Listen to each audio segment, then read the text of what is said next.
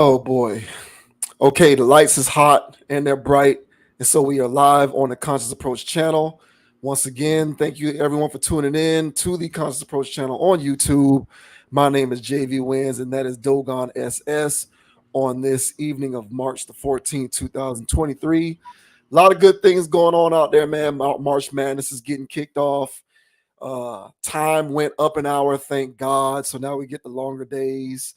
So over here on the East Coast it's 7:18, but the sun's still out. You gotta love that. So a lot of cool things going on, man. But we're gonna go ahead and kick things off this week, as we always like to do, man. Before we get started, I always want to say sincere thanks to everyone who has subscribed to the channel. We certainly appreciate it as we continue to keep the community growing. We will continue to crank out this logical content each and every week. So don't be surprised as you see us continue to up the ante. However, if you have not done so, go ahead and hit that subscribe button, subscribe to the channel so you can be a part of the Conscious Approach community as we continue to crank out content. You can get that notification whenever content is published to the channel. Go ahead and like this video, or if you happen to be watching one of the standalone videos that we upload to the channel, go ahead and like that video, join in on the conversation, leave a comment, whatever you got to do. But as we continue to grow this community, like I said, we want to say thanks to everyone. We have a current standing goal of a race to 1,000 subscribers, and we are getting there slowly but surely. So, small time to the big YouTubers out there. But for us, we like what we're doing and we like the space that we occupy as we continue to grow and evolve. So thanks to everybody who's joined the community, and continued thanks to everybody who will join the community in the future. Go ahead and hit that subscribe button. Please do. Now, with that out of the way, we're going to go ahead and get things started off and talk about Tiger Woods, because Mr. Eldrick Woods Jr., Eldrick Tiger Woods Jr., is being sued by an ex-girlfriend for an apparent $30 million because he attempted to end the relationship, and she is claiming that, you know, the way that he went about trying to end the relationship wasn't amicable for her, and so she's trying to recoup for losses, I guess, and she's suing Tiger for $30 million. Tiger is, of course, fighting back because he is saying that she has no basis upon which to sue him for such an exorbitant amount of money, let alone to sue him at all. So, for anyone who is unaware of what's going on with this story, I'll go ahead and share this screen here so that we can recap the way things have been transpiring lately. This is from TMZ. So I'll just go ahead and read a few paragraphs here from this article from the TMZ website. It says Tiger Woods' ex-girlfriend suing for $30 million after he kicked her out. She claims he changed the locks. Tiger Woods split from his ex-girlfriend is way nastier and potentially more expensive for him than we thought. TMZ Sports has learned she's suing him for $30 million, claiming he cooked up a scheme to toss her out of their home. According to docs we've obtained, Erica Herman, I don't know who this woman is, and Tiger actually broke up last fall. The then couple had been living together in his Hobe Sound, Florida, which is a very nice part of Florida. I've been there once.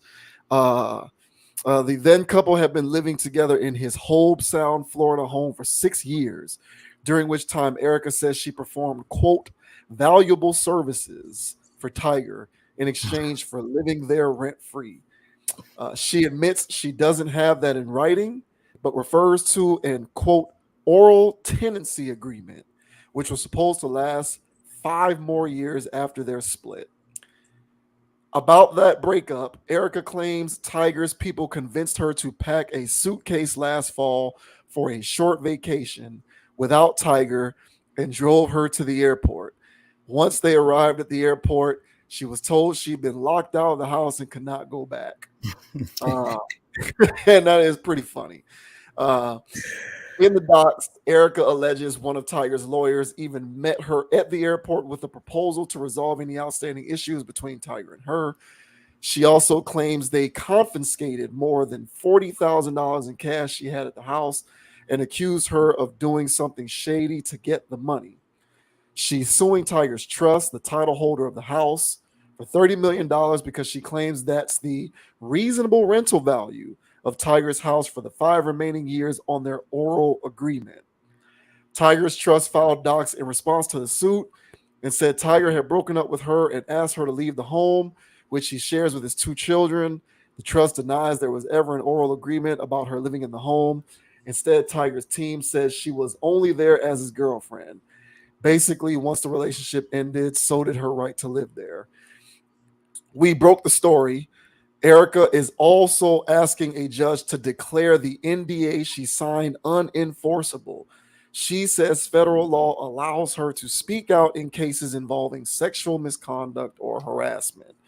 But so far, she hasn't specified what he allegedly did. So now she's trying to say that even though she signed an NDA, that NDA should not be enforced because there was sexual harassment present, but she can't specify what the sexual harassment was.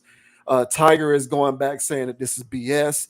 There was no sexual harassment. She knows it. She knows she's going to have to comply with the NDA. She actually has no case. She's just a bitter ex girlfriend trying to sue for $30 million. So there you have it. Modern relationship dysfunctionality in play right before our very eyes, involving America's beloved Tiger Woods.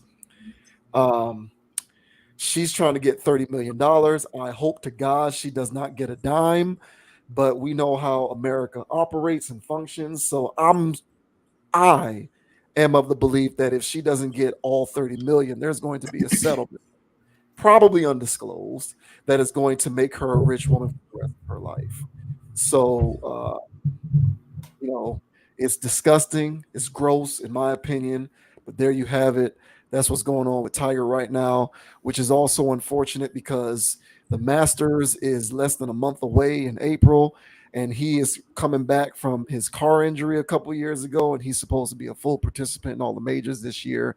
And now there's this thing going on. So who knows how that's going to affect his on the course performance? But be that as it may, uh, do you have any initial thoughts on what's going on with this situation? I feel like it's a cash grab, of course, much like most people, I would assume. But I would also say that most men would also feel like this is a cash grab, whether they're Tiger Woods fans or not. They would just assume that, okay, so you dated him, you lived a nice lifestyle uh, through him, vicariously through him. So now that the lifestyle stops, you want to still keep living the lifestyle, even though there's no rings on fingers or nothing like that. It's a bit much, but these things do get ruled on.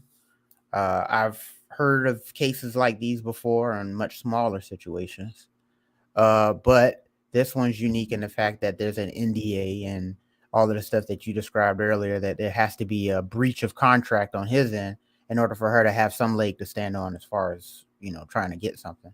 And she has nothing. And he played it cool. He played it cool.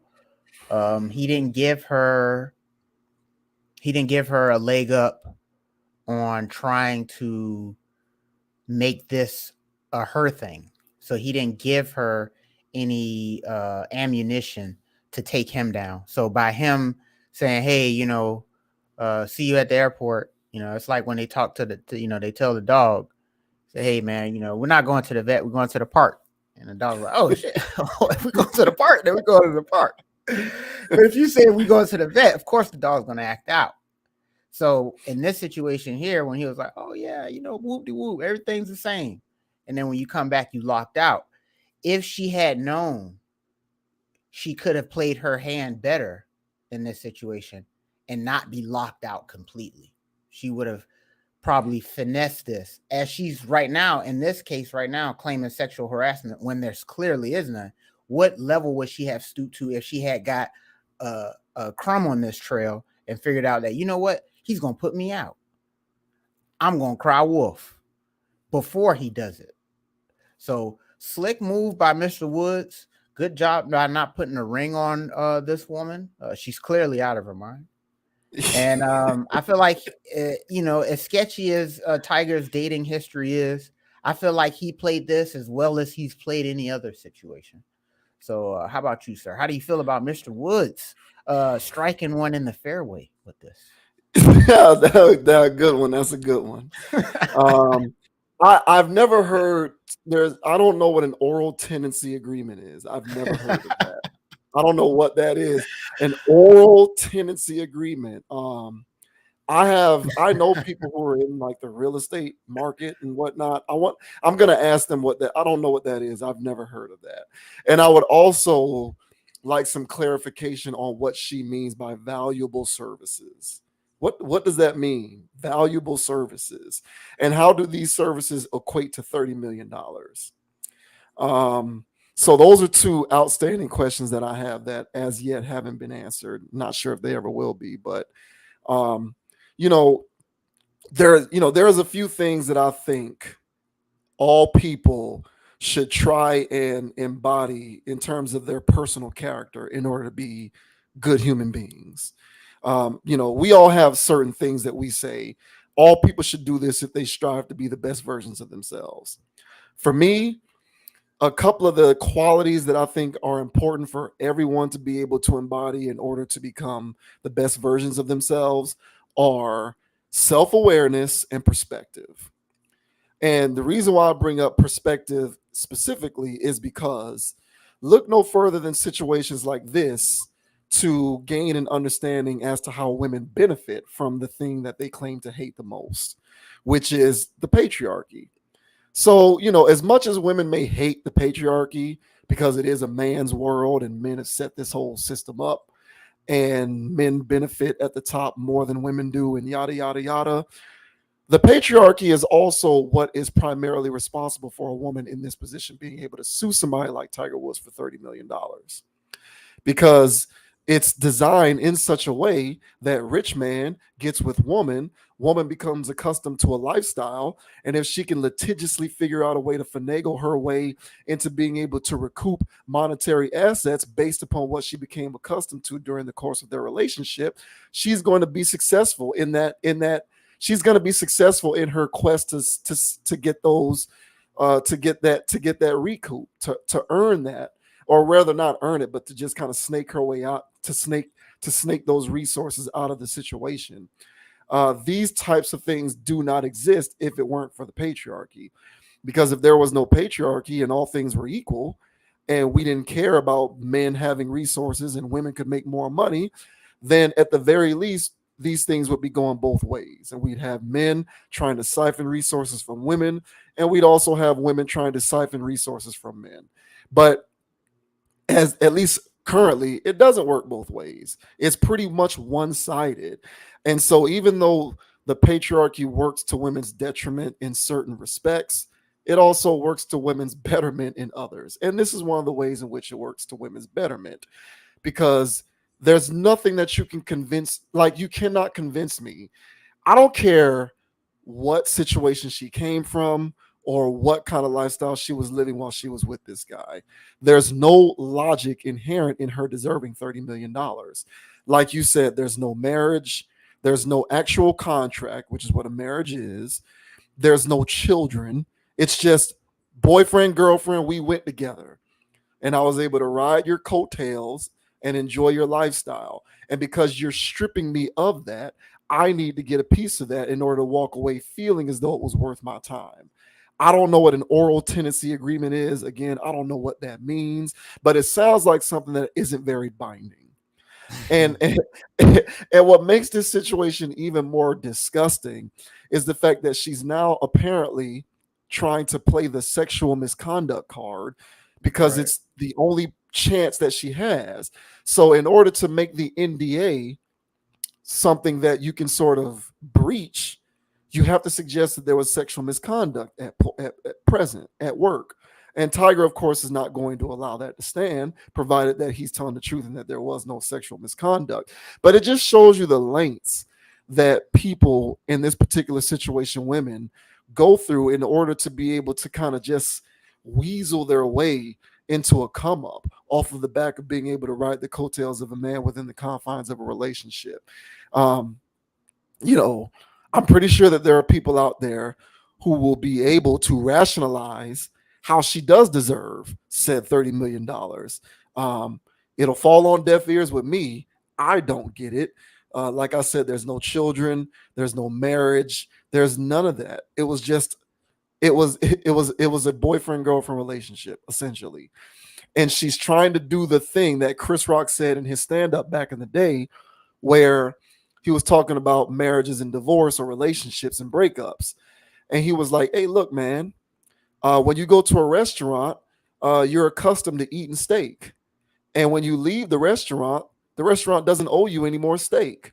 The restaurant only was obligated to serve you steak while you were in the restaurant. You've left the restaurant. They don't owe you steak anymore. You're not in the restaurant anymore. The restaurant does not have an obligation to provide you with steak into perpetuity." And this woman is trying to weasel her way into generational wealth because she was in a relationship with Tiger Woods. I don't care how rich he is. She wasn't shooting shots. Bitch, you wasn't with me shooting in the gym. Like she wasn't helping him she wasn't on the green with him. She wasn't helping him become Tiger Woods. She wasn't helping him with his stroke, his putting. She wasn't helping him sink birdies and eagles. She wasn't there. She just got with the guy. But there are people who will defend this madness. And that is a part of the overall equation that factors into the complete and utter degradation of our society. And it's unfortunate. And this is why people are just starting to stray away from relationships more and more, particularly men of value. Not necessarily because they have value from a personality or character standpoint, but just speaking value in terms of their resources and finances, and why it's just apparently looking more and more like a rational decision to stray away from it and just engage in casual entanglements and situationships. And even then, you got to handle those with very discernible discretion, and you got to go the Drake route, and you have to make women sign very specific NDAs, because even then, even if you're not doing a relationship thing or the marriage thing, you can still get roped out of things that you worked to earn and that she had nothing to do with you earning. And it was all a part of what you contributed to, making that happen for yourself. So I hope she doesn't get a dime. I hope Tiger does not end up having to pay this woman out. Um, he was already burned when he got divorced from his first wife and had to pay her like an obscene amount of money. It was something ridiculous, like $600 million or something like that.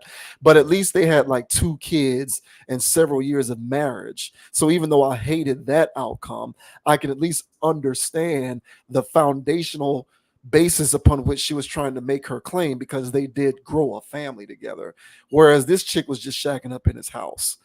So I hope she doesn't get a dime, but this is the patriarchy at work. So for all you women out there constantly bitching and complaining about the patriarchy because of how much it works to your detriment, look no further than this situation to see how it can work to your betterment. And I think a lot of them are picking up on this, because these chicks running around out here practicing hypergamy to get with these guys of value. They know that come hell or high water, there's a winning outcome for them, because either they're going to be able to take advantage of a relationship that lasts and stands the test of time, or if there is a dissolving of the relationship, they're going to be able to come out of it being rich anyway. So for them, it's a lose-lose situation, and that I think is very sad. Well said, and that's what I was about to lead off with that these these types of women who attack these kinds of men, they go into these situations looking for the finesse. And this, by him breaking it off with her. Now, granted, that's a cold way to break somebody off, but not everybody's worth hundreds of millions of dollars. So you're going to have to cut certain people off certain kinds of ways when you got certain things to protect. Now, when you just regular, everyday schmegular guy and you try locking some girl, it's going to be cops showing up soon. It's going to be a wild scene. So, but be that as it may, Tiger, but let me just stick with this point. But these women, they go after these guys, and Tiger has been clearly a target for these women. And so this woman's intent is obvious now after the breakup. She wants money from him. Period. Okay, whatever. Give me money. If this played out the way she really wanted it, this is going to be marriage down the line. And then I took him for about $100 or so million through marriage, through divorce. We Yeah. broke up. Why? Sexual, whatever. Yeah, Clearly, irreconcilable differences. Yeah. well, with this NDA situation, what she's saying, sexual misconduct. Yeah. So sexual misconduct. Oh wow, whoa, Tiger, you're a sick animal. And everybody's looking at him like he's Harvey Weinstein now because of this woman wanted to get a come up. Clearly, there was nothing. So he had to cut ties before it got so messy. This woman was clearly out to get him. And he saw that. The writing was on the wall. He got once. And Tiger's a child star. He was famous since he was barely walking. You know, he had to step into that fame for sure with his skills and all this other stuff. But be that as it may, he never really had a real life. So he grew up golf. You know, if he had friends, peers, and stuff like that, they were golfers. He knew nothing else but the green.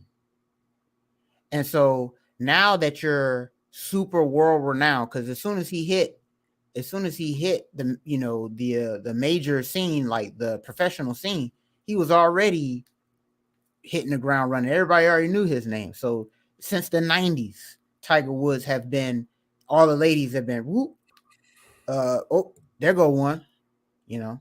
And he's so green as a person that marriage happened for him where he got extracted like that. So lesson learned, I'm sure he's got enough lawyers and people around him to make sure that things are structured in a way so when you handle these situationships or relationships from here on out, you don't get burned like you did last time. So I think that Tiger covered all his bases. I feel like this breakup was more than just, hey, I'm breaking up. I'm pretty sure he had people in on it because he needs that and he needs to protect his assets. So I'm here for all of this. And this scoundrel of a woman is showing her true colors. You know, if she asked for a few $100,000, she probably would have got that. But she jumped out for 30 million. So like you said, she wants life-changing money. And so, Tiger, I wish him the best. His sketchy dating history and his history with women, I contribute all of that stuff to Child Star Green playing golf. Sure. And then all these vultures and sharks are just swirling around him, and he just like, oh, booty, booty, booty. And it's just like, hey, Tiger, they don't like you, man. They're here for the money, dude. And that's a wild thing. And just like how you said with Drake, that's what Drake has to live his life as. But Drake has been living his life playing jujitsu with these thoughts. He got for a baby that he didn't intend, but he didn't get got any other way. But Tiger, he got with the big bag. This one, he made sure that he didn't get got. Hopefully like you said, this woman doesn't get a dime. But the way courts work, she gonna come away with something. And she shot for the moon so she can, or she shot for the stars so she can land on the moon, kind of thing. So yeah, I agree, and I think that's a good point. A lot of people really criticize, like, Tiger Woods, what Kobe went through from a public relations standpoint when he went through that whole Colorado situation.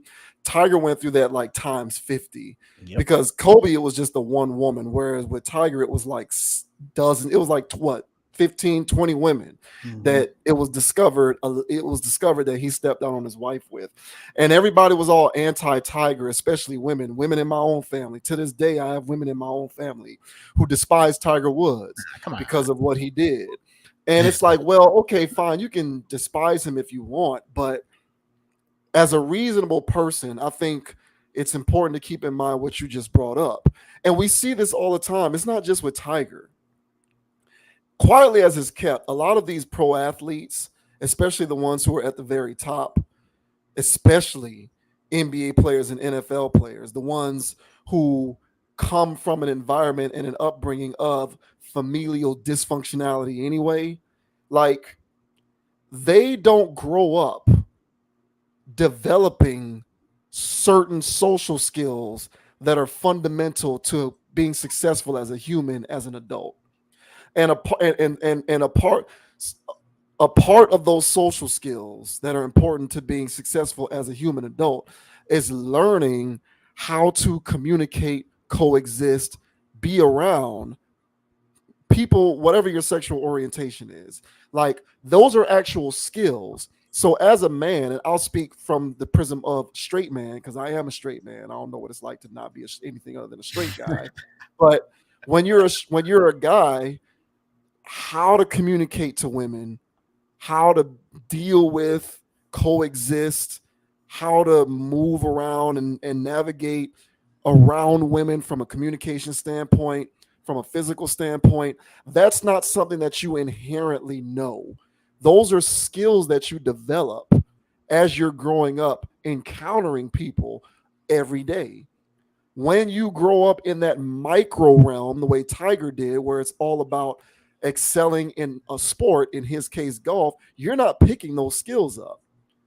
But you become an adult, and as an adult you still want to date and have sex and be with women and do all of these things, but without, when you're devoid of those social skills, you're literally at the mercy of those people who do have those social skills.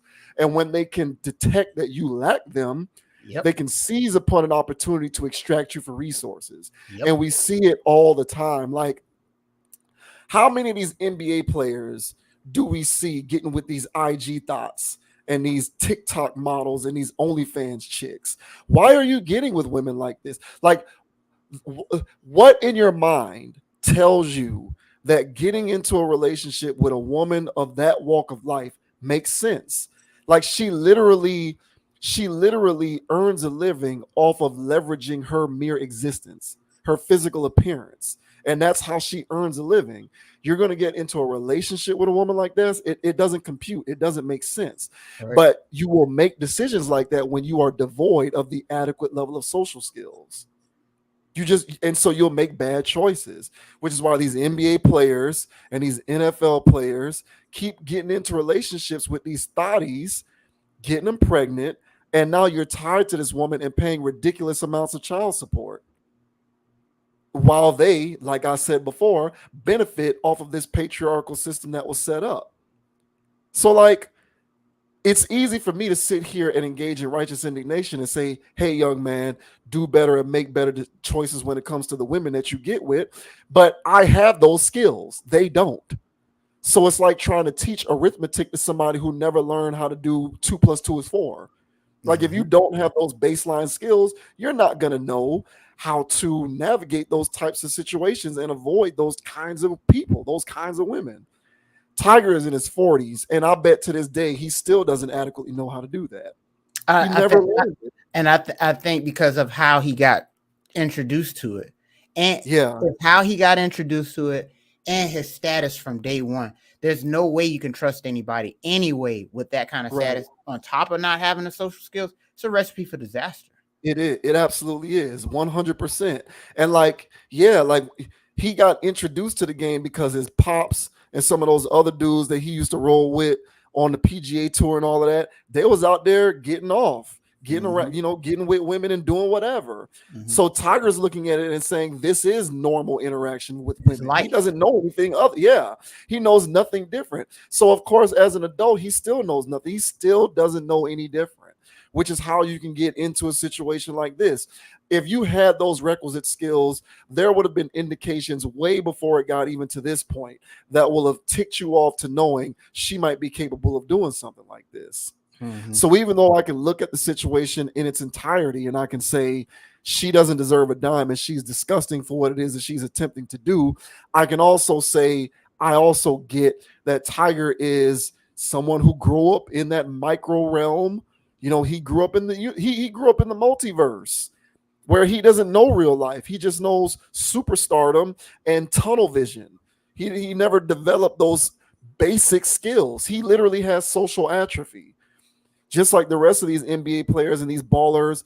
It can be any pro athlete, but I'm mostly focusing on the black sports because I see it mostly with black athletes, because those are the ones where you're just in this tunnel from the time you're 8, 9 years old. You're not living a normal life. You're not living a normal life. And so you don't understand the normal way to approach dealing with women also when you're not living a normal life.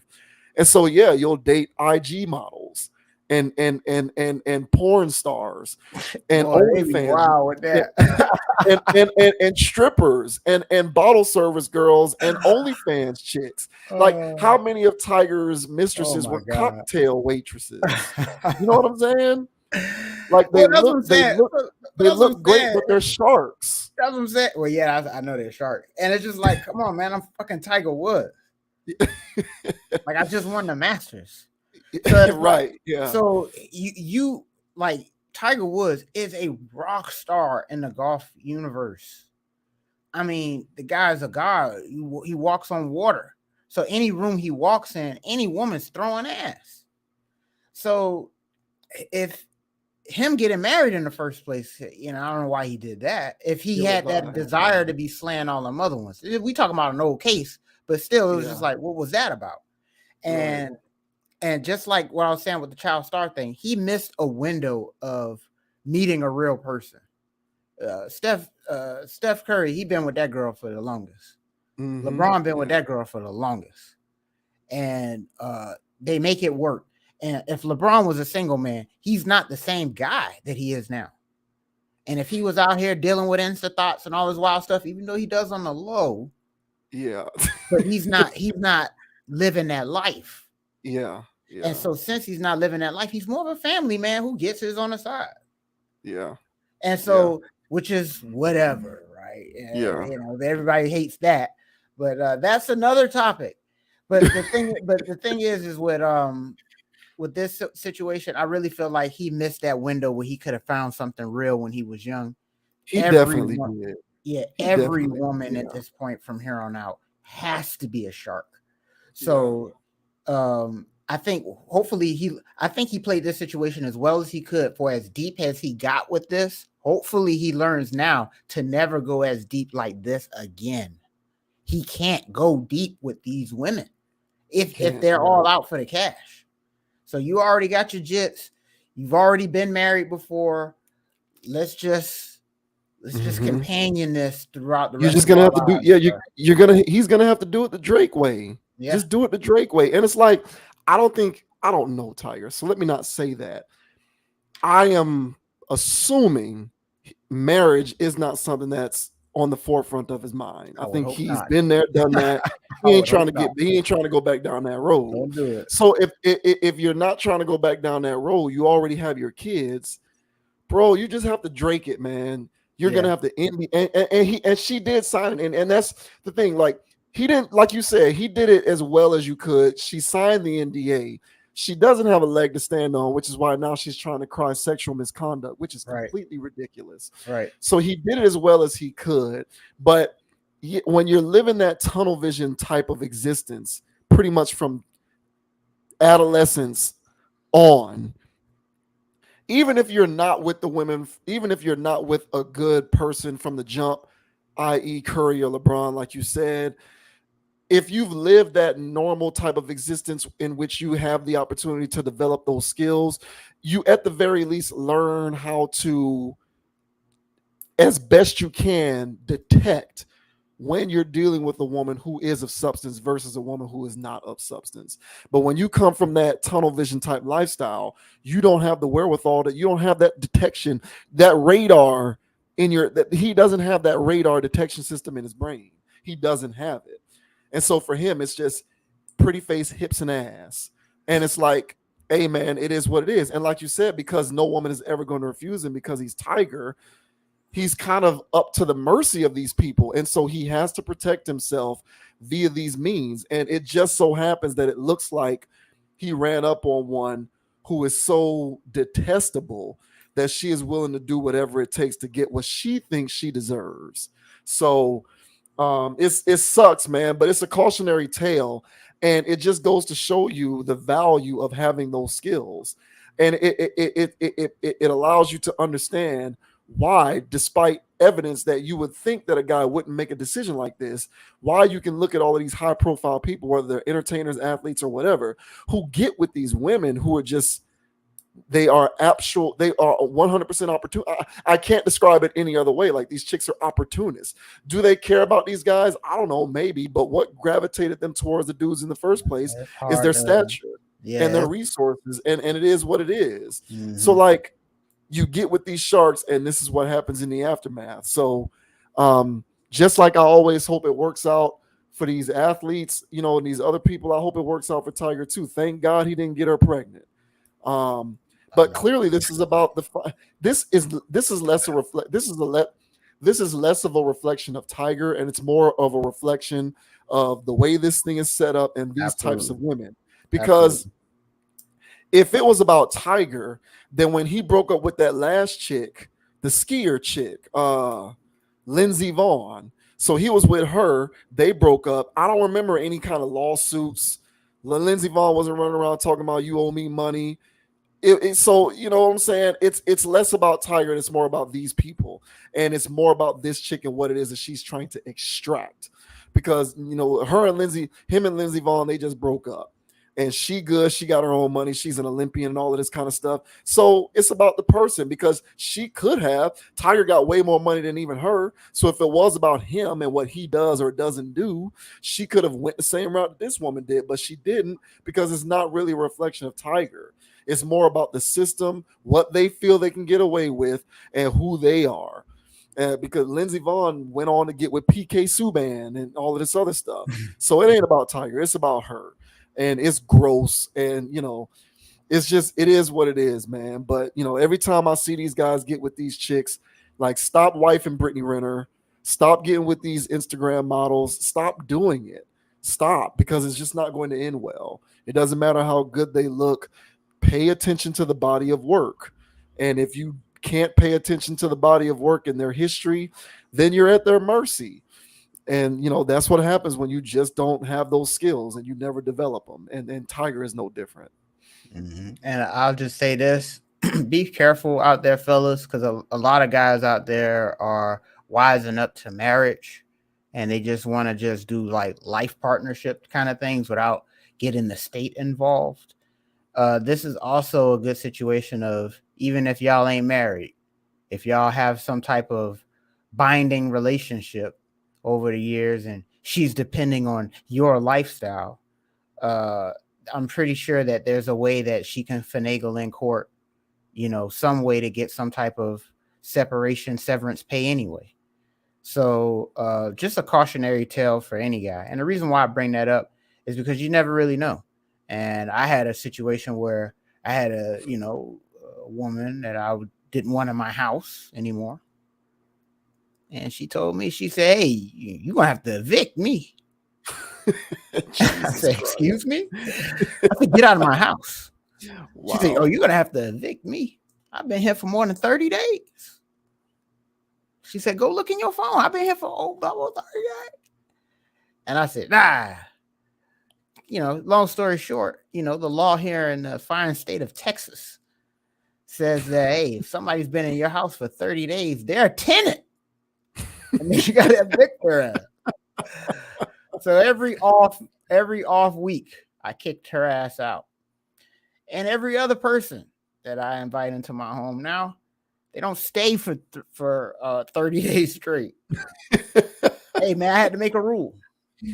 So you just never know, man. So I just threw that out there, man. You never know who you're dealing with until you're ready to kick them out.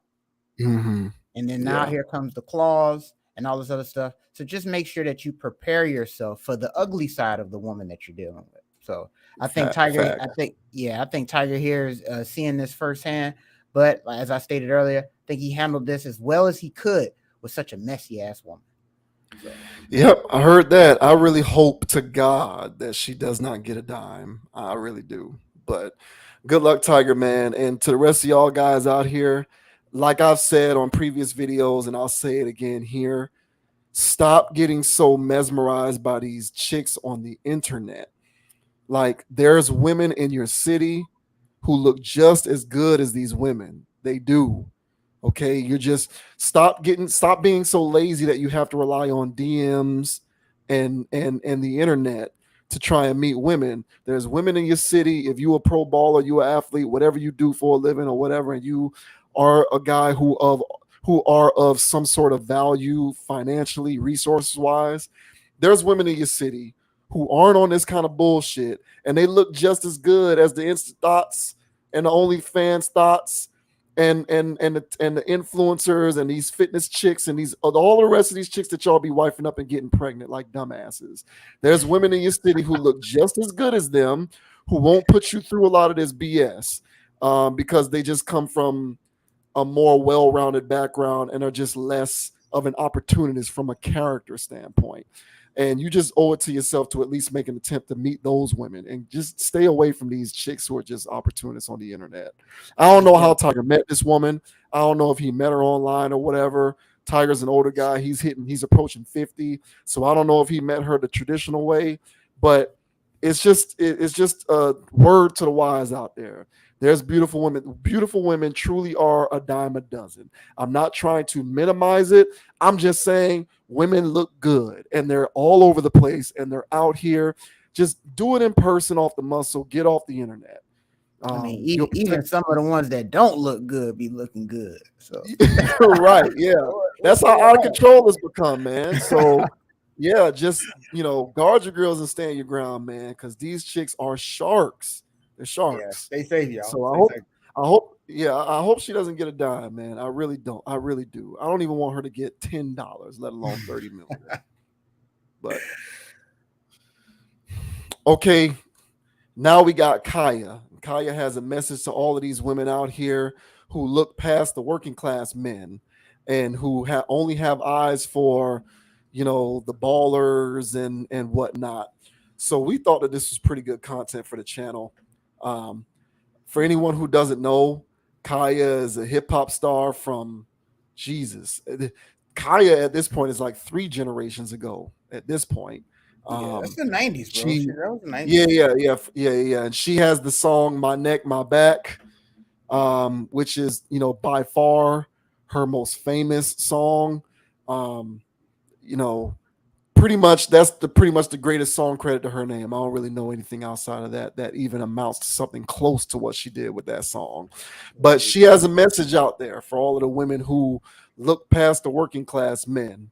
And we'll talk about what she had to say here, because this is content that is aligned with the kind of stuff that we like to talk about on this channel. So why not? So this is Khia with the public service announcement to all women who look past the working men in the world.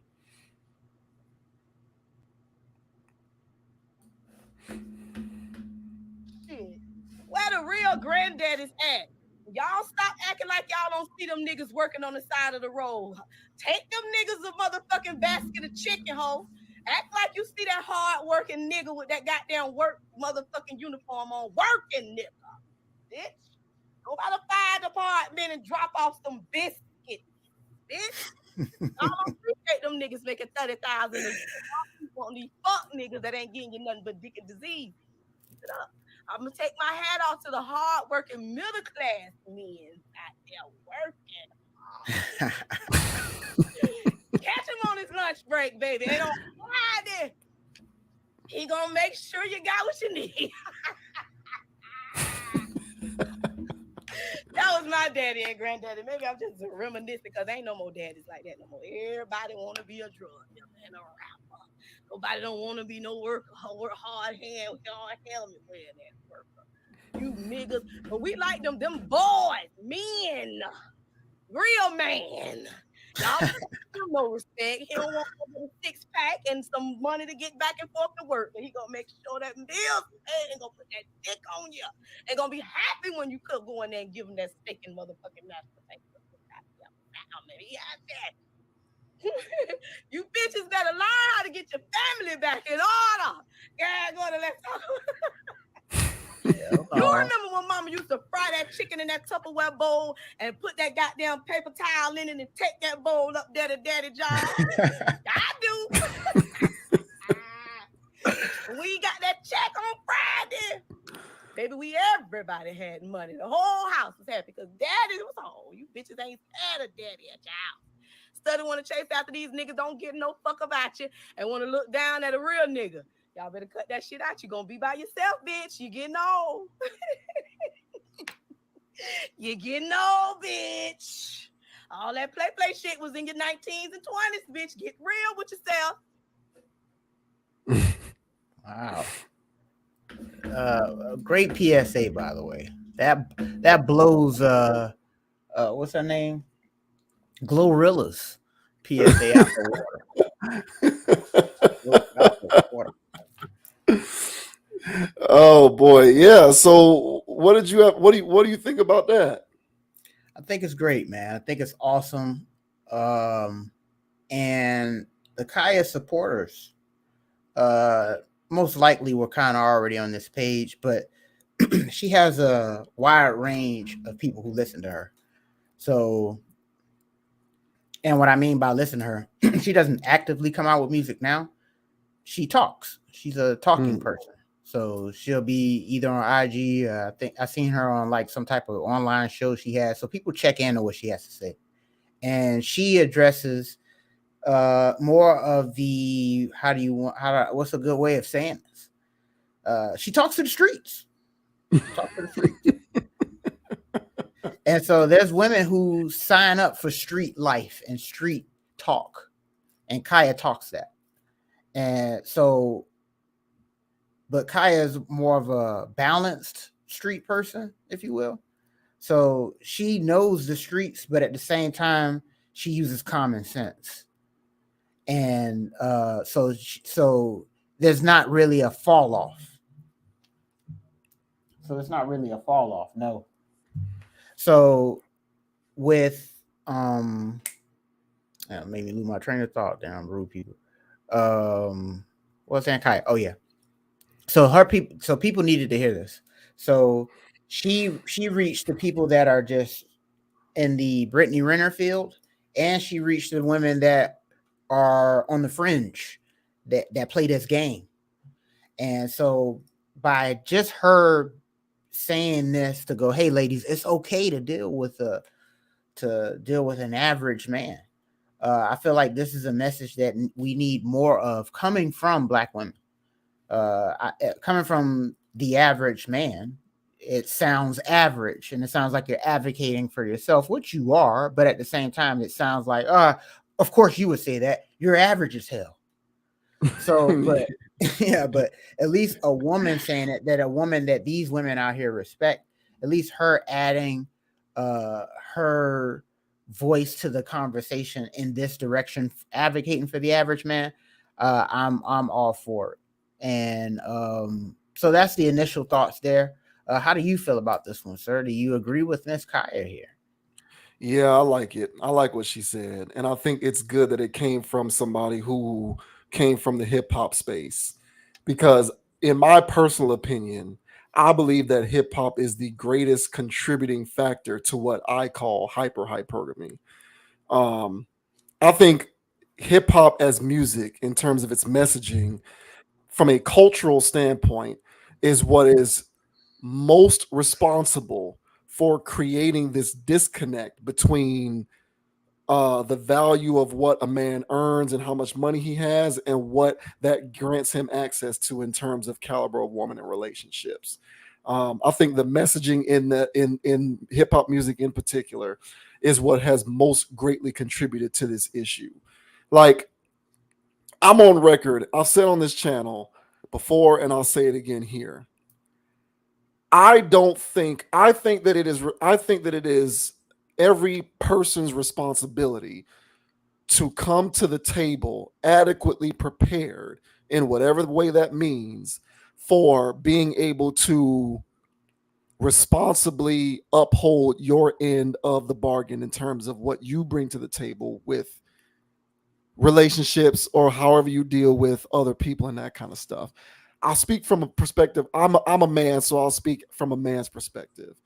I've always believed that as a man, it's your responsibility to, if you're going to be out here dating women and getting with women and all of this kind of stuff, you should, for lack of a better way to express it, have your shit together.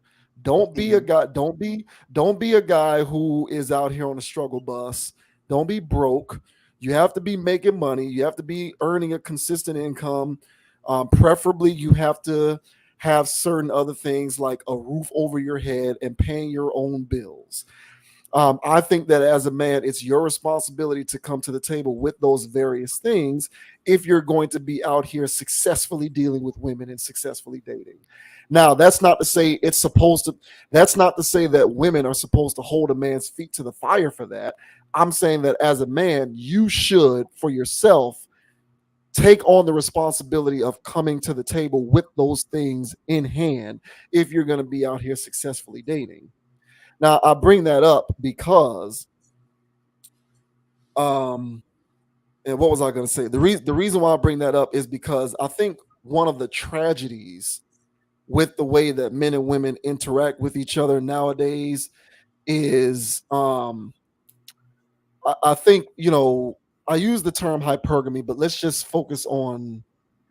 I don't like using the word average because to me, average has a negative connotation. But let's, for the sake of argument, use the word average. So I think what has happened today is because of certain forms of messaging and mind control. You like to talk about mind control. So because of a lot of mind control in today's culture and society, and a lot of that mind control is inherent in the music. Um, what we have always looked upon as serviceable and average, which is what Khia is describing in her video, man who makes 30K, 35K, 40K, working class guy or whatever, right? So these were always things that were deemed serviceable in previous generations. But now, because of the music and the mind control, those things are now being viewed upon as below average or broke or just not good enough. So whereas a guy who used to make 40 or 50K a year used to be reasonable and serviceable and amicable, it used to be a foundation upon which you can build. Now those guys are not serviceable and they're broke and they're inadequate. And I think a lot of that frame of mind has come from generations of being exposed to the mind control in the music, which says, hey, if he ain't a millionaire, he's broke and he's not good enough. So shoot for the moon and go for the guy who's the millionaire. But as we've talked about oftentimes on this channel, statistically, that's the smallest percentage of the population, which means it's the smallest pool of men. So if you as a woman are shooting for that profile of a guy, you're going to be in all likelihood dealing with a guy who is also dealing with many other women. And even though there are some women who are okay sharing a man, most women at least pay lip service to the fact that they don't want to share any men. Well, if you don't want to share men, don't always go for the guy who represents the top 1 or 10%. But they can't do that because their mind control has convinced them that the only thing that's good enough for them is the guy who's top 10% or top 1%. So I appreciate Khia for saying, hey, look, let's dial some of this back and have perspective, because perspective is important. And perspective teaches us that, you know, and I hate putting numbers on it because even that makes me uncomfortable. But let's just go with the use of the word average. Average meaning this guy isn't rich, right? So, you know, perspective meaning let's have some perspective. Guys who can work, guys upon which you can build a foundation, maybe they aren't rich, are more than good enough for you. And stop thinking that you only need to make yourself exclusively available to some unreasonable profile, which only constitutes like maybe at the most 10% of any given population of men. And so that's pretty much what I took away from that. I appreciate her for paying lip service to that. I'll give her the benefit of the doubt and assume that she lives by that and she just doesn't talk it, but and preach it, but doesn't walk by it. But nevertheless, um, it's a message that needs to be had. More of it needs to be listened to because it does make sense. And I do think that this type of mentality, I call it hypergamy, where now women are looking at a guy who makes $60,000 a year and they're saying he's broke. I think that's the most ridiculous thing in the world. But there is a sizable percentage of women, and this percentage is growing, who believe that 60K a year guy is broke and not good enough. And that is what I have determined to be hypergamy. It's an unreasonable form of mate selection on the part of women on the basis or foundation of money and income. And if we can pull the reins on some of that back, then I think we'll all, we'll be better for it. So that's pretty much what I took from that. I appreciate what she had to say. Oh, well, there's a lot of that stuff going on. This stuff that you're talking about, this hypergamy stuff. I mean, it's so much of it. And if I would ask any male here to ask your female friends just a line of questions. It can be female friends, it can be somebody you're talking to, whatever. But just see where their mind's at when it comes to, somebody's income and them cutting it in that person's life. Y'all can be working at the same Walmart. And then you say, hey, man, if he making like 50 racks. Now, granted, if they working at Walmart, they're not making 50. But if you say, hey, if the guy making 50, how you feel about that? She's like, 50? Because in her mind, she's going, I need enough money. He needs to make enough money to take care of me and him. I need 2 incomes from him. So 50, that is broke. That's just one person. I can't live off that.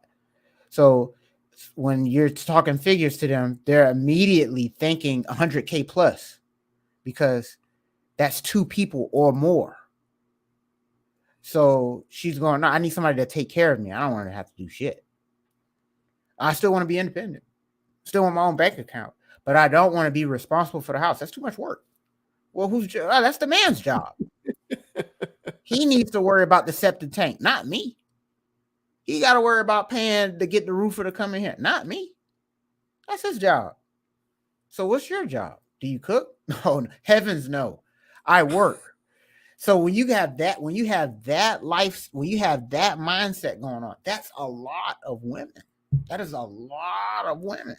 And it's women that you would say, you cool. But she in her mind still, she's like, man, 75, that's cool. But in today's economy, I can't travel with that. I can't go nowhere with that. How are we going to buy investment? Yeah, how am I going to buy investment properties and flip them and be a real estate superstar if he's only making 75,000? That can't pay for me and my 2 kids. That's not his. What's going on, dude? So this is a lot of that.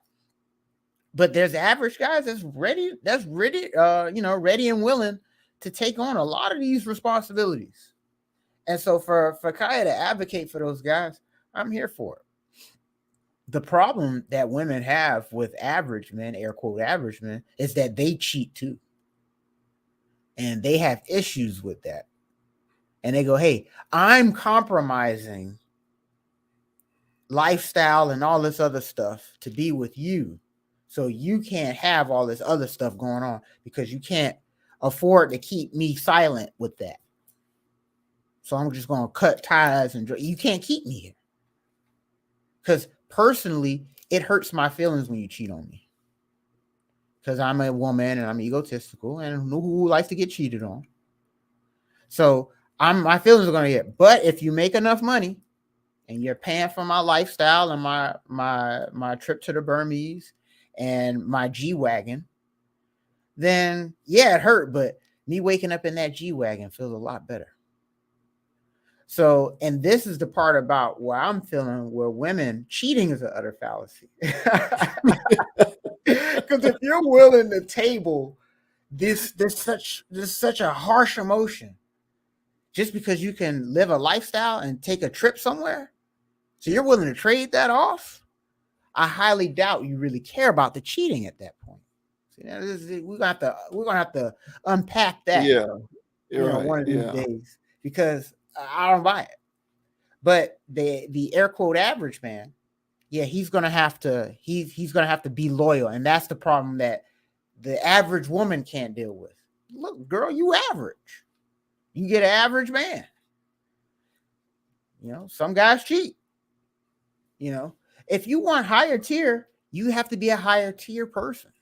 And what that is whatever your tier is, whatever tier you think you are, there's a tier above that. So go strive to be a better version of yourself so you can attract a better version of yourself. It's the only thing I can ask for anybody out there. But as it goes, the street rhetoric right now for most women is like you said, and it comes from the programming, it comes from housewives lifestyle, it comes from all of that stuff that they grew up watching, where they saw these women just having fun and playing. Yeah. Not having Nope, any responsibilities. Yeah. none. If they Yeah. had a side business, that was a side piece and a side burner to the show. The show was them Mhm. just playing. If those women Yeah. really ran businesses, I would see them in an office doing something very boring, like work, crunching numbers, or having meetings. They weren't doing that. They were sipping mimosas, throwing drinks in each other's face. Yeah. So when you hear that kind of stuff go down on South Beach, where these girls went on a girls trip and they're all down there fighting, where do you think they get that culture from? They get it from housewives. They think they have to go out there to show out. They only learn that from that stuff. Oh, hey, these people in New Jersey, they fly to Mexico City to show their ass in Mexico City. So when you hear these stories going on online, where these girls and these girl trips and they get in these situations, well, that's all they know. They're literally no different than the guys on the block selling drugs and shooting people because it was like, oh yeah, you listen to too much hip hop, young man. Well, this girl out here that's twerking, showing ass, trying to be a housewife, watch one too many VH1s and too many reunion specials of all these reality people. So right on, Khia. It might be falling on a lot of deaf ears, but I think there's some I women think on the fringe. There's some women on the fringe that's a little bit closer to the side of, you know what? I think she's right. I've heard enough. I'm going to give an average guy a shot. Average guys, don't blow it for us, man. Come on, man. Don't blow yeah. it. Yeah, don't blow it, man. Yeah, I hear all of that. I've really tried to refrain from the word average because I just any context in which the word average is used to describe a man, to me, it's Mhm. always come off as negative, especially when you're talking about money. It just seems like it's negative because average denotes that there's something above you and there's something below you. And so I just prefer to look at it as strong foundation. Um, so I've always strayed away from average. But yeah, this whole thing has just gotten way out of control. And we've put other videos on this channel and we've talked about this on previous topics to kind of display the insanity and how much um women who think like what Khia talked about are out of their minds when they describe a guy being broke, and this guy's actually not really broke for real, but in their brainwashed mind a guy like that is broke. It just goes to show you where their mind is and what they equate value to. And you're absolutely right, they never factor in their own income when No, it comes to what they can and cannot do via forming a partnership with any guy. They're sure. factoring in what that guy's income can do for everybody. Yep. It has nothing to do with combining resources and Nope. allocating those kinds of fun. It's all about what he can do or not do. And the sickening part of it to me is his reward for coming to the table with those capabilities is just her existence, her presence, no other tangible contribution. And even as much as I can sort of look at them and say it's wrong to think that way, I also to a certain extent can't blame them because I really do think they've been brainwashed They have. to believe that that's the way it's supposed to go. Yes, they have. They are literally socially conditioned to believe that their existence is what he has to earn through his resources, and after that, that is it. Like that's the golden goose, is just her being there, and that's it. And that to me is sad and it's disgusting. And I do think most of that falls on the deaf ears because when Khia talks about where all of the granddaddies at and my granddaddy this and my daddy that and all of this other These stuff, girls didn't have that. yeah, they didn't. And she's speaking to an older generation who Yes. came up having a more balanced, well-rounded understanding of what constitutes masculinity in an actual man. Agreed. So when she's saying that, she's talking to those women. She's not talking to, and I'm a name drop, but she's not talking to Brittany Renner, and she's not talking to, Cardi B, and she's not talking to the city girl. She's not talking to Young Miami. She ain't talking to these chicks. She ain't talking to what's the girl's name who got mad because the rapper wanted to smash for the feature? Lotto. She ain't talking to Lotto. She ain't talking to none of these chicks Lotto. who represent a lot of these women today in society. These are these chicks' representations. These chicks who talk about getting a bag, fighting for a penis because that's your purse. And if another woman comes to take your man, it's literally like taking money out of your purse. That was the That's right. analogy that Yeah, Cardi B talked exactly. about. Very You good. Yeah. know, so like Mhm. that's the mentality of not all, but a lot of women today, and it's unfortunate. And so if there's one, like you said, who's on the fringe, who might say, hey, a working class guy, maybe we can still you can still go to Fiji being with a working class guy. You just have to plan it. You just can't hop on the private jet the day of and fly halfway across the world. Maybe you have to, God forbid, request time away from work for a week or two and plan a vacation maybe 4 or 5 months in advance and fly first class. Oh my God, that's so average. But to a Yeah, lot of because these, that's not spontaneous. it's not cool and spontaneous and sexy enough. It's not what these ratchet rappers talk about in all their music. And if it's not what these ratchet rappers talk about in all of their music, then it's insufficient. No, I'm not getting on JetBlue or British Airways and flying first class. We need to get on the jet and go right now, halfway across the world, and stay on our own private island. That's what anything less than that is average and insufficient, and that's not good enough for me. And so, it's just it grosses me out and it makes my skin crawl. But to any of y'all out there who might be on the fringes, look, you can still go to Fiji with working class man. He just might have to do it a month or 2 months or 3 months from now when he can clear it. And you guys might Next have to year. combine a little. You guys might have to combine a little income to make it happen. But I know that's not good enough. That's not good enough for y'all. But working class guy is also probably not going to take his other side pieces on the same trip that he just took you on once he gets back in town with you. So, take that for what you will.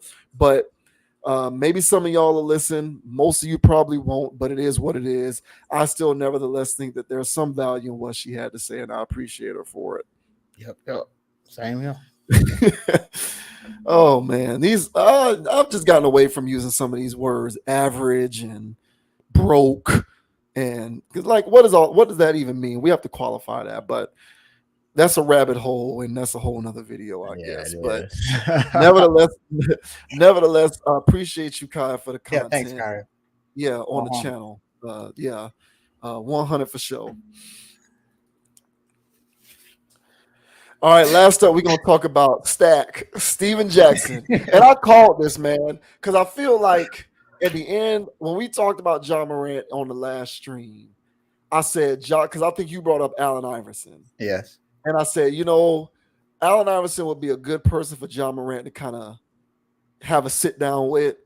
Just don't have a sit down with Steven Jackson and Matt Barnes. I think that's what I said. And right on cue, here's Steven Jackson with I the defense. know. Here's Steven Jackson with the defense video. So Steven Jackson went online. I think he was on Instagram, put out a video criticizing people who he felt were criticizing Ja Morant for making a mistake. Now, whoever uploaded this video to World Star, I think that they were being very clickbaity because Steven Jackson did not specifically reference Stephen A. Smith or Shannon Sharp. In this video, he didn't reference any particular person in the media. He was speaking in general. So I think the title of this video is clickbaity, and I'm not going to fall for that trap. I'm not going to sit up here on this channel and say Steven Jackson was taking shots at Stephen A. Smith or Shannon Sharp. But nevertheless, Steven Jackson did come out in strong defense of Ja Morant for making a mistake, and he came out in strong opposition to what he perceives to be black people in the media who were coming to tear Ja Morant down for making a mistake. So interesting stuff. We'll go ahead and listen to Stack. Oh, Stack no. has some, Stack has a problem with people in the with black folks in the media tearing down prominent black people like Ja Morant. So here's what Stack had to say, and then we'll give our 2 cents after we watch the video. Stack. I've never seen so many of my people. I seen it with me when me and Ron got into that trouble. I seen it a little bit, especially with the black people on TV. I seen it. A lot that's still on TV right now, just like Jermaine O'Neal said on the Broad thing, they still owe me an apology. And they on TV right now, but I ain't never asked them for it. That's what J.O. said, because the way they talked about me. But check it out. It's so many our people that I see that seem like they happy that Ja made a mistake. What? And they to kick him while he down and say, I told you so. It's our own people, though. And that's crazy, bro. That's why I always tell the youngsters, bro, do you, bro. Stand on your own, you like the way you want to. You know what I'm saying? Because that's really bothered me to see so many of us happy and all jumping in together to kick Ja while he down. Sad. It's another thing. I don't want to hear nothing about it. It's about holding him accountable. Half of y'all scared to look in the mirror and hold yourselves accountable for the shit y'all done wrong, or the person y'all doing wrong right now, or the lie you holding on to right now. You just lied to somebody, and you scared to go tell them the truth. So stop it.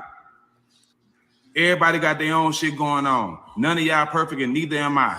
We all got our shit going on. So I don't want to hear no shit about it. It's about holding him accountable. It ain't for you to hold him accountable. It's for him to hold himself accountable. That's the only person. All y'all talking about it, we just trying to hold him accountable. It's not for you to do. It's for you to go in the mirror and hold yourself accountable for the shit you done in the last week that you ain't clearing up. Y'all got to stop it, bro. Everybody want to play God now. Y'all got to stop it. Y'all far from it. We all got flaws. We all got mistakes. But we all human. And we all did shit we had to recover from. Y'all got to stop it. Hold yourself accountable.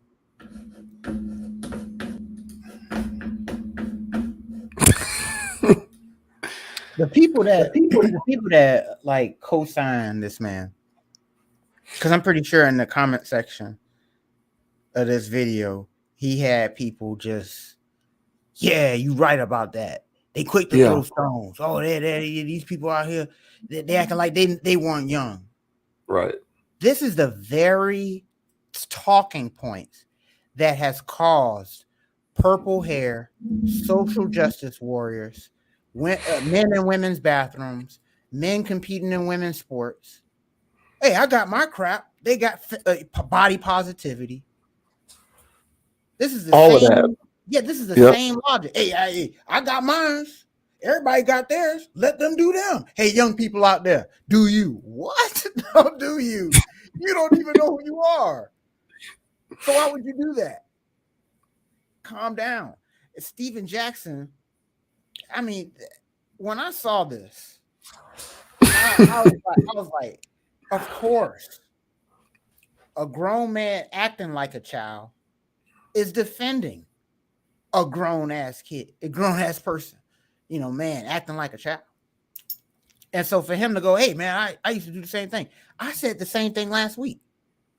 I said I used to do the same thing Ja did. So I understand where he's coming from, but I understand he needs to stop. Nobody out here is tearing Ja down. Exactly. Everybody is going, you're messing. Everybody knows how hard it is out here. And even for millionaire celebrity athletes, everybody, for the most part, likes to see people winning nowadays. So when Ja started doing this dumb stuff, we're like, the masses were like, you're messing up a bag. The league has chosen you, dude. The streets chose you first. The league is choosing you now because they see that all the young people love you. Ride this wave and make hundreds of millions of dollars and ride your wave to being a billionaire.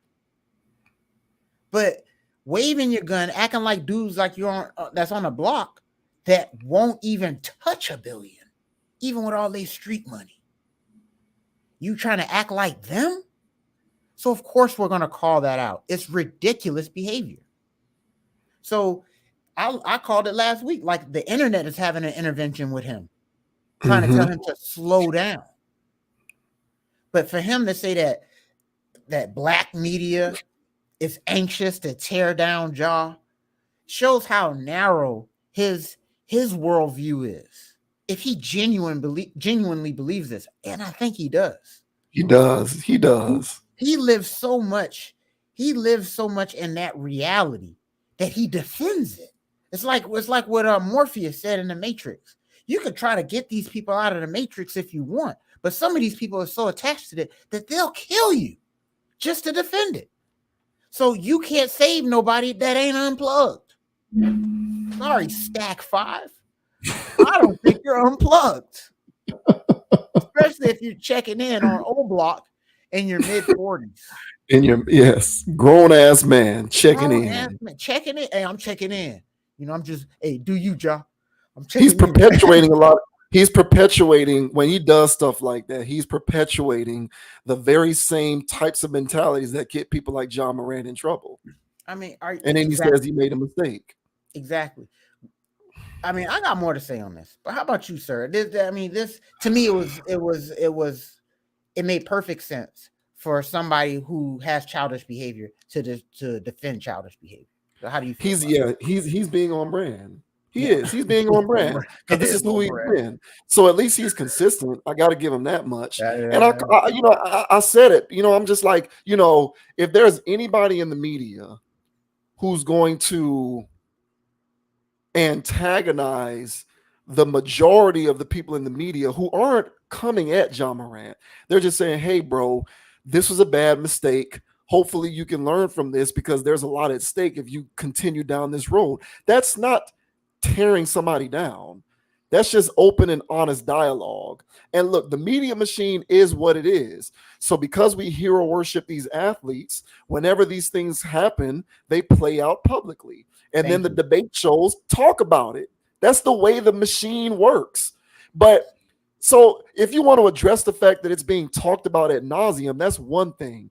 But he's suggesting that people were coming at Ja Morant trying to tear him down. To me, that's ridiculous. Like, when this happened, I watched these shows. I watched these opinion shows one after the next. No one was blaming him for anything. Nobody. They were just saying, hey, this was a bad mistake. It's a bad look. You have a lot at stake. It doesn't look good. It's unfortunate. And, hopefully you can right the ship so that none of this happens again. That's the extent of what I don't consider that to be criticism. But if you are to consider that criticism, that is the extent of any criticism that was levied towards Ja Morant. No one was coming at him. Nobody. No. So I don't know what the hell he's talking about. But see, here's the thing with Steven Jackson. What Steven Jackson was really doing was speaking in defense of Ja Morant, but Ja Morant was a proxy for himself. Exactly. That's what this was. That's what this was. Ja Morant was a proxy for Steven Jackson. Yeah. Because to this day, Steven Jackson believes that he was publicly dragged through the mud unfairly for that Malice in the Palace situation. Right. To this day, he still talks about that at times when it's brought up in conversation, whether he's on Up in Smoke or on any other show that he might be on. There's some resentment that he harbors towards the NBA and the media for the fallout from that situation. He views himself as collateral damage because of what happened in that situation. He looks at himself as a victim. He was treated unfairly because he feels as though he was never allowed to adequately recover from a PR standpoint for a mistake that he made. So he's putting himself in the shoes of Ja Morant and saying, stop coming at Ja Morant unfairly because of in the same way that you came at me unfairly. So this is really about Steven Jackson, and it's not about Ja Morant. That's my opinion. He's infusing himself into the situation and using Ja Morant as a proxy to continue to try to vindicate himself. Right. That's what this is about for me. That's how I look at that. Because no reasonable, rational, logical person can look at the media coverage and honestly believe that black media is coming to try to tear Ja Morant down. No one's doing that. Nobody's doing that, especially in this day and age when it's all about damn near worshiping the black athlete because of the social justice rhetoric that we got going on out here. Corporate America and these sponsors, they're all about trying to at least make it look like they support black people in any way that they can. No He was one's gonna get coming at him. Yeah, no one's coming at him in that way. Who are these people who's doing this? Like the title of the video says Stephen A. Smith and Shannon Sharp. But like I said, I'm not going to go that far because Steven Jackson didn't mention them by name. So to that end, I would say to Steven Jackson, who are you talking about? Who is saying these? Who is saying this stuff? Who? I don't know it. You don't know it. I watch these shows in my office all day. I didn't hear anybody tearing Ja Morant down. I no, didn't hear it. no. I didn't hear it. So this is something that he has imagined in his mind that he is trying to use as a way to continue. I think that he is living vicariously through Ja Morant. He's attempting to vindicate himself for Yes. past wrongdoings. That's what I think. And he gets to conveniently play upon the card of, essentially black on black crime in the media, because he knows that he can rally a lot of black people behind that rhetoric. Because, I've talked about the black collective all the time on this channel. When you say something that's in line with the black collective, enough of the black people who believe this stuff will come out and they'll support you, because that's consistent with the messaging for black people. If you speak out against it, then you get raked through the coals. So Steve, Stack, if you will, he's smart enough to know that he can say something like this and get a lot of support from people within the black community, because you will have people in the black community who will parrot this kind of speech, who, despite all of the evidence to the contrary, will still lean on this idea that people in Ja Morant's position are being persecuted, when really he's not. He's not. But Stack will get the support of those who believe that, and it's a decent enough amount of us who will support that kind of rhetoric. And so he'll look like he's righteous in saying these things because he'll have enough people who will support him, when really it's an imaginary fight. No one's coming at this kid. All they're saying is, hey, bro, this was a bad look. It looks bad. You made a bad mistake. You're a $200 million athlete. You got shoes. You on Powerade bottles. No one thinks that you're cool. No one is going to think that you're not cool if you're not doing IG live videos in a strip club waving a gun. Like, that type of behavior is not directly tethered to your coolness or lack thereof. No one's trying to take that away from you. So there's no need to capitulate to this behavior. You're good. You don't need to be in the streets. You're good. That's all people are saying. But Stack, street champion guy who made a mistake and still feels some type of way about the way he was treated, is going to use this as an opportunity to continue to defend himself.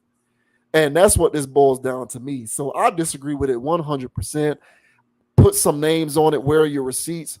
Who in the black media is coming to try to tear Ja Morant down?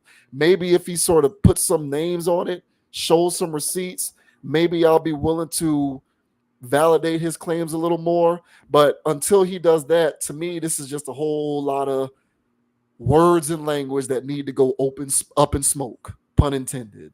Yeah, well said. And I've watched Steven Jackson interviews because I was a fan of Steven Jackson, man.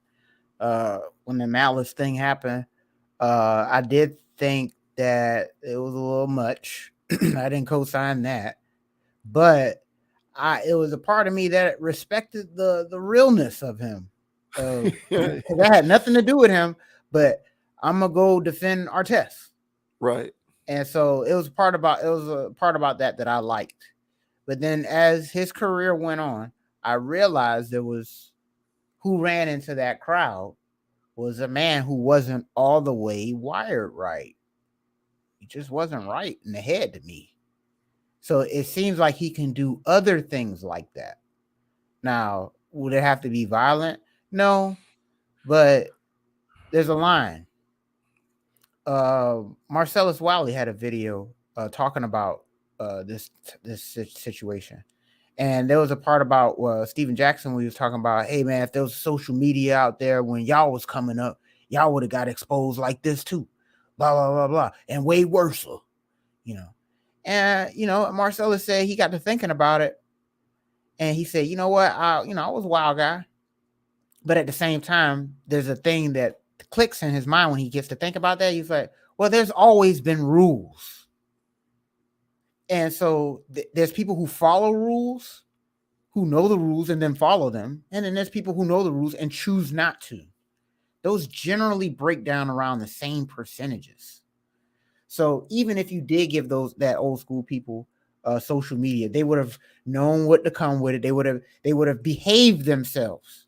Right. And the ones that would have got outed, Dennis Rodman, would have been the ones that got outed in the 90s. Right. Dennis Rodman. Right. You know, and all these other people. It's just like, oh, tabloid names, you know, Karl Malone, this and that. That's correct. Because according to that logic, everybody now, because of social media, should be getting exposed. Exactly. Thank you. And we don't see every athlete getting exposed like that. It's only the ones who it's only the ones who carry that mentality. And it's the same knuckleheads. Yeah. And when you boil it down, there's like a knucklehead behavior that they have. There's something there that's off. And so it's just like, okay, well, that's what it is. The more this Ja stuff plays out, he is coming off like a knucklehead. And, you know, all this stuff, well, you're a good kid. Yeah, he's a good kid, but he could be a knucklehead. Yes, correct. And so, and all of this behavior is displaying that. And it was another story that went on, you know, alleged, you know, when him pulling up to a school, you know, because somebody was talking crap to his sister. So his sister just, hey, well, you know, calls her brother. And, you know, brothers call sisters call their brothers to school all the time, but you're not Ja Morant. And then so he allegedly shows up to school with his mama and all these other people, the same gang.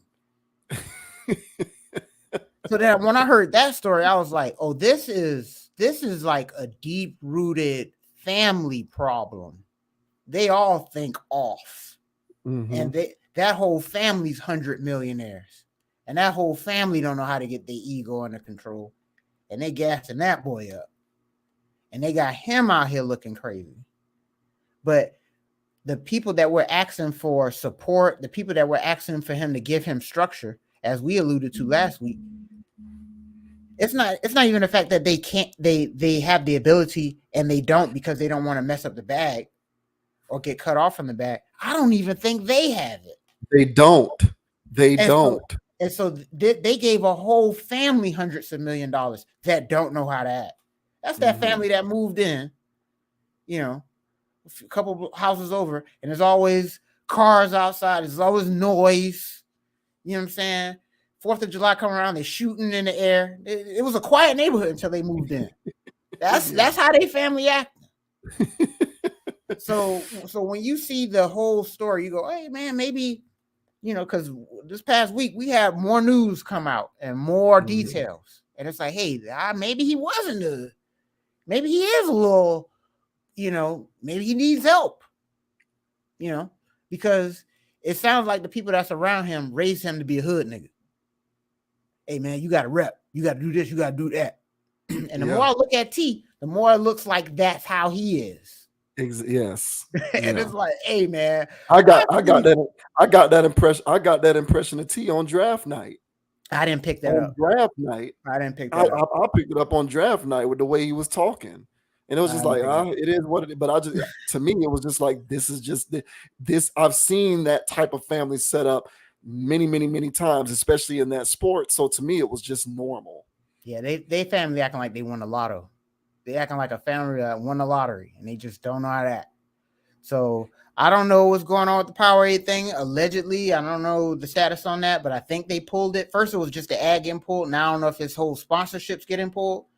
And and this is exactly what I was saying last week of this type of behavior. If it hasn't already, it's going to hurt sponsorships that you already have or in the future. So you can forget about more big time contracts, at least within the immediate. Yeah. And one more thing, Gilbert Arenas was trying to give him advice and stuff like that. And his last bit of advice, he said, you're not going to like us. But he was like, you know, because you're going to have to shut this down and just go away for like 2 or 3 years and just go to work and play basketball. While you're doing that, he recommended that he cut his hair as well. Now, for me, I was like, hey, come on. Hey, cut your hair for these people. But I don't know. But I'm thinking, but there's a layer to it in the sense of, along with cleaning up your image, you also, but your behavior, you also have to clean up your image and show those corporate sponsors that I am a changed man. And if you do want, and if you want that $75 million contract, and but you still round here, multicolored wicks, jaw, they're gonna, I don't know if this guy's changed. But if you cut the hair off, you still got the visible tattoos, but you just go away, you just make all-stars, you average your 30 a game, the 75's coming back around. Because Kobe did it too. After the Colorado thing, cut his hair, he goes bald. He did a whole image revamp. He got tattoos. He did a whole image revamp. He still never really recovered from that either. I mean, it's still getting brought up. Especially not like culturally, he never did. Nah, that was still getting brought up. His basketball identity recovered, but not his PR image. Not fully. Yeah. So honestly, I don't know what to save his Jaws PR at this point. When you come off like this, because it's already bad enough, man. They already follow you around in grocery stores. They already think you're going to rob them every time you pop up somewhere. So you don't need to give them a reason to think that you're even more of a thug than you already are. Yeah. And then now you're giving them more reason. Now it's all the more reason. Like, I'm not paying this guy, because would I give John $100 million if he's going to go to prison in 2 years? Or if he's going to get suspended for a whole season because of something dumb? I wouldn't give him $100 million. So, yeah, man, it's wild. And nobody's cheering for this. We're actually telling him to get off the top rope before he hurts himself. Mm-hmm. Yeah. So that does not mean criticism. Yeah, that does not mean he's being torn down. No. It's just excessive rhetoric on the part of Steven Jackson. And that's the kind of stuff that gets on my nerves, because you inflame the situation by coming at it with your own overinflated ideology. Like, no one is trying to tear him down. It's just the nature of what we're looking at here. And one area in which I will sort of say Steven Jackson has a point is we have an unhealthy culture of hero worship in this society, where we look at these pro athletes in particular, and because they've made it to the point in which they have gotten there, we attach some semblance of like goodwill and good character to them. And it's like sometimes these guys might just be knuckleheads. So it's all about the management of expectations. If we change some of the way that we hero worship these athletes and manage our expectations and look at them as flawed human beings who are capable of doing dumb shit, then when they do dumb shit, maybe there won't be this media circus around the conversation of the fact that they did dumb shit, which would calm people like Steven Jackson down, who look at any kind of talk around the scenario as you're coming at him and tearing him down. Like, no one's tearing the kid down, but there are a lot of ancillary conversations that do go on when a lot of this stuff takes place, that if you wanted to argue were excessive, I would entertain that conversation. But I think that the excessiveness inherent in the conversation comes from the fact that we worship these people to the extent that we have an expectation of them to be pristine when they're not actually pristine. And Ja Morant has a history of not being pristine. So, like, whether it's the kid at his house and he flashed a gun at the kid allegedly, or this situation, or the pointing lasers at somebody in a tunnel, allegedly, or one associate of his getting kicked out of an arena. You know what I'm saying? I'm not trying to cast aspersions on his character, but there's a body of work here with him, which suggests the kid might be a knucklehead. And look, man, it is what it is. That's okay. But if he wants to be a $200 million athlete, running roughshod on corporate America, making all of this money, you can't be a knucklehead and do that stuff. Exactly. So the media is going to say you might want to tone this down. That doesn't mean that people are tearing him down. And that's the disconnect that I have with somebody like Steven Jackson, who wants to automatically leap to the conclusion that Ja Morant is this victim who's being torn down by black people in the media. I don't see that. I think that that's taking it too far. But like I said, in my opinion, I think Steven Jackson is putting himself into the conversation and is using Ja Morant as a proxy to talk about himself because he feels like he was treated unfairly. And I will agree with you. Back when that happened, I also thought that it was heavy-handed. Like, he was running to the stand. It looked real bad because they were fighting fans. I get it. But the man did have he had like a beer bottle thrown at him. That's an Right. aggressive act, in my opinion. And Right. so Ron Artest ran into the stands and mayhem ensued. It is what it is. And so they ended up getting suspended for a whole year or something like that. And the ensuing rhetoric after it was over, there was a lot of racial innuendo associated with that I thought was heavy-handed. So I do think that a lot of that, when it was going on, was unfair, even though I don't believe in fairness, towards Steven Jackson. But I also think that it's unreasonable for him to infuse himself into this situation because I don't think it's the same thing. I don't think anyone is coming at Ja Morant and trying to tear him down. I think that is it's an oversimplification of what's actually taking place, which is just people saying you can't be running around doing this stuff, and just don't be a knucklehead if you want to be a $1 billion athlete. Like, it is what it is. If you don't like it, then continue to be a knucklehead, but don't have this expectation that you can still be a $1 billion athlete. Man, guaranteed billion. Right. That boy's right. going to be a guarantee. And I'm not saying he can't get to it now, but it was guaranteed before. It was coming for sure. It was on the way. Because that was these look, the Powerade was just going to be the first of many. Right. And he was going to be the only NBA player, to my knowledge. I have to quote, fact check me on this one, but I believe he was the only NBA player who was going to be like on the Powerade bottles. Like, he was going to be the first one in a while, and he was going to be the only NBA player to be on Powerade bottles. And his shoe deal was a shoe deal that he got because Nike fired Kyrie because of Kyrie's shenanigans. So Nike fired Kyrie, and they only had one slot open for a signature shoe for a basketball player because there's a limit to how many of them that they do. And they gave it to him. They chose him to be the guy to fill that slot. And you know how many other players would love for that opportunity, and he got it because he's Ja, and he's this generation's Allen Iverson. The kids love him, like you said. The kids love him. And so there's responsibility that comes along with doing these things. And if you want to be able to enjoy the fruits of this labor, you're going to have to take on those responsibilities. That's the way America works. It is what it is. I didn't make this up. It's the way it's set up. So if you still want him to be able to run amok and do crazy stuff, then let's remove him from that opportunity. But to suggest such a thing doesn't mean that he's being torn down. That's ridiculous. Yep. And I'll say this for anybody out there, the NBA and the NFL, those are jobs. They don't need your ass. Unless you're,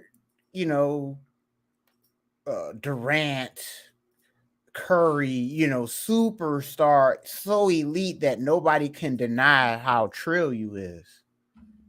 If you're just an NBA player, you're expendable, and they'll wash away your career. We've seen it before where people just careers was like, hey man, this guy can easily drop 20. Why isn't he getting in games? Why won't anybody sign this guy?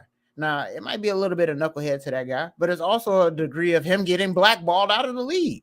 Well, why is it? It's clearly not because of what he does on the court. So it might be stuff off the court. He might be a little too combative in practice or something. He might be doing too much drinking and partying, or he just whatever. The word out on the street on him, nobody wants to hire him.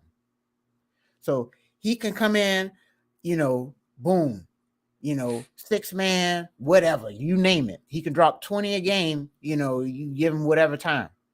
But he not in the league no more. And I think people work themselves out of the league more with character situations. There's skill too, but there's also character situations where they go, you know what, you're not going to play. I don't like you. I don't like you. Steve Francis. Yeah, well, yeah, Francis. He was a combo of both. That boy, he had the knucklehead thing going. He played his way out of the league, I think. Yeah, because he was good enough talent-wise, but he did dumb shit. Yeah, he did dumb shit. And same thing for like with the when the Kaepernick situation happened and people talking all this stuff, and it's like, look, man, the NFL's a job. They don't owe him anything. It is a job. And so, it's collusion. Nobody wants to sign. Nobody wants that headache. Because as soon as they sign him, they all of this crap. Now everybody got to answer questions about Kaepernick every day. Nothing about the game. It's just all this crap. And who wants that kind of media storm on my organization, on my lawn? So is there a degree of it where it's like, yeah, but I think the whole Kaepernick thing is stemmed from, hey man, you're hot. Nobody wants to hire you. It has nothing to do with your skills, nothing like that. It's too much going on with you. So the same thing, not to say that Ja's going to be out of the league and nothing crazy like that.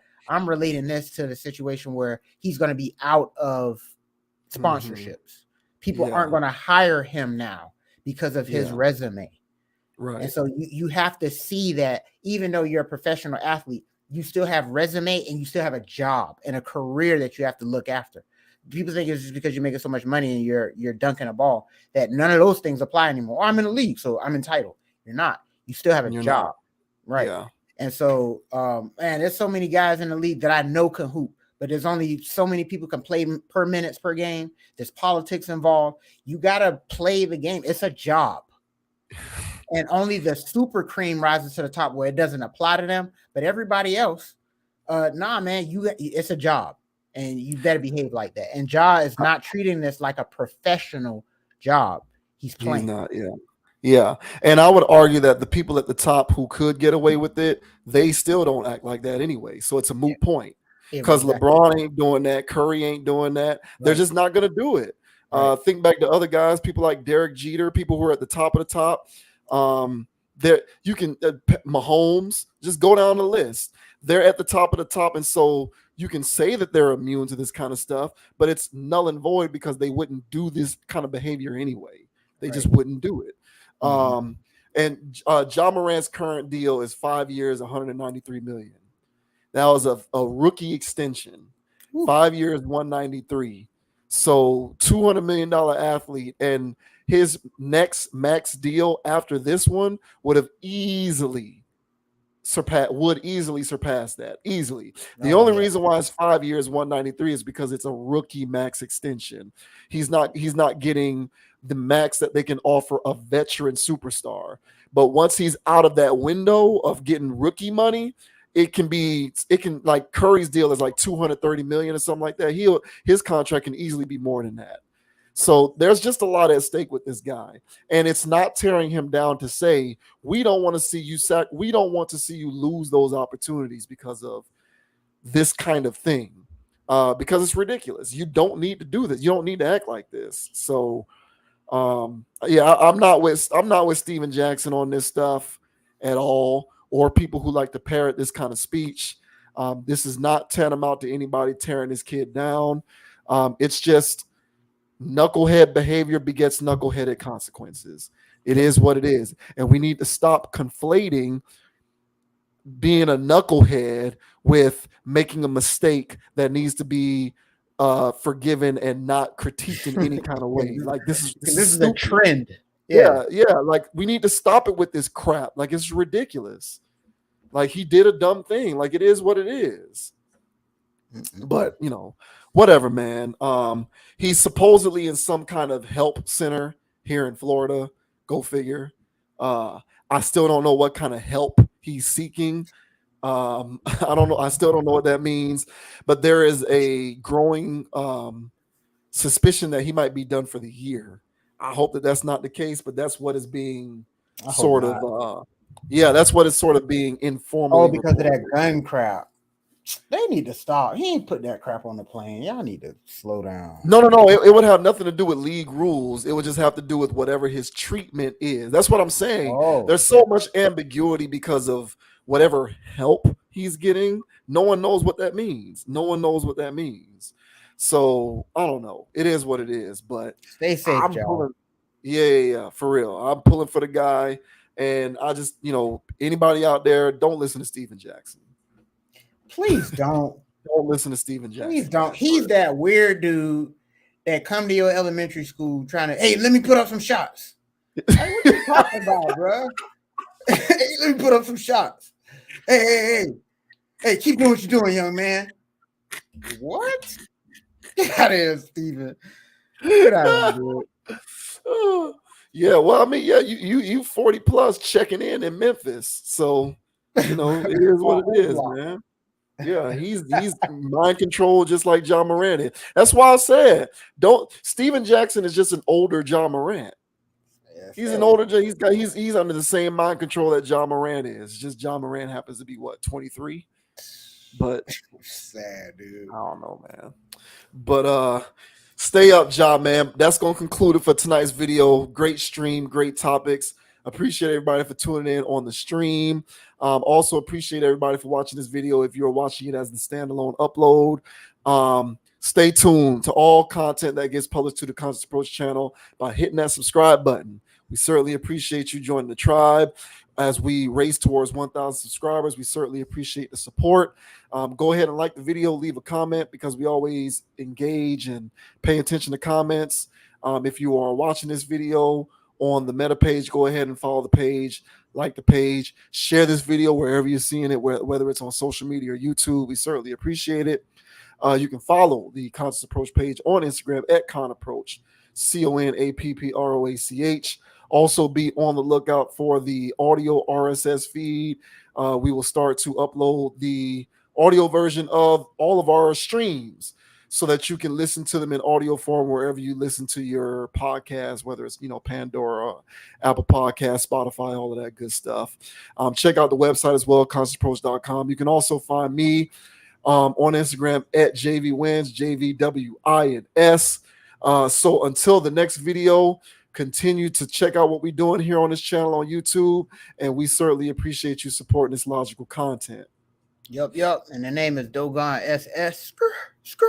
You can find me on Instagram at Dogon_SS or on YouTube at Dogon_SS. Also on YouTube at Hurricane Dogon. Goddamn. Videos are dropping very soon. All right.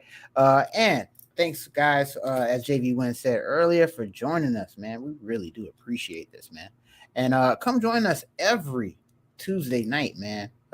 We just be chilling and shit, man. So enjoy the vibes.